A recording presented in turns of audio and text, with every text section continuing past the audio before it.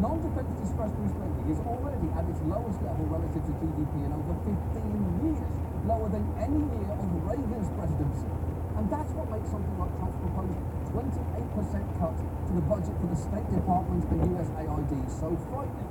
Although Secretary of State Rex Tillerson doesn't seem that worried about it, and one of the reasons he gave for that was a little surprise.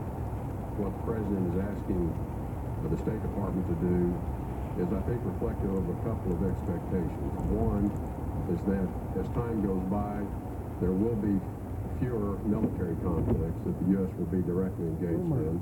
Whoa. Hold on there. You honestly think we're going to have fewer military conflicts under President Trump?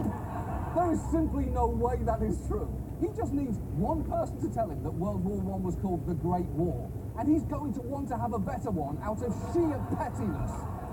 And making big cuts to things like the State Department, International Development, and the EPA isn't just short-sighted. It doesn't even make fiscal sense.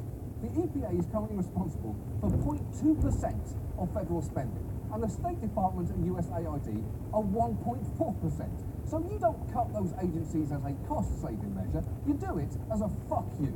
It is the budgetary equivalent of inviting Mitt Romney out to dinner at Jean-Georges before not offering him a cabinet position.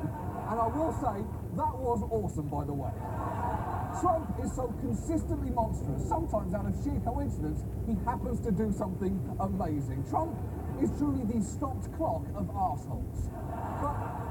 But his pettiness extends even further when it comes to some of the tiny items his budget eliminates funding for, like the National Endowments for the Arts and the Humanities and the Corporation for Public Broadcasting, which last year made up less than 0.02% of federal spending.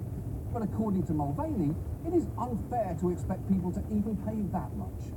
When you start looking at the places that will reduce spending, one of the questions we asked was, can we really continue to ask a coal miner in West Virginia or a single mom in Detroit to pay for these programs? The answer was no. We can ask them to pay for defense, and we will.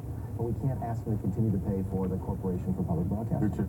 Okay, that argument isn't just insulting, it's absolutely ridiculous. Because while yes, the military keeps single mothers safe, on a day-to-day basis, Bob the Builder is an actual lifesaver for them.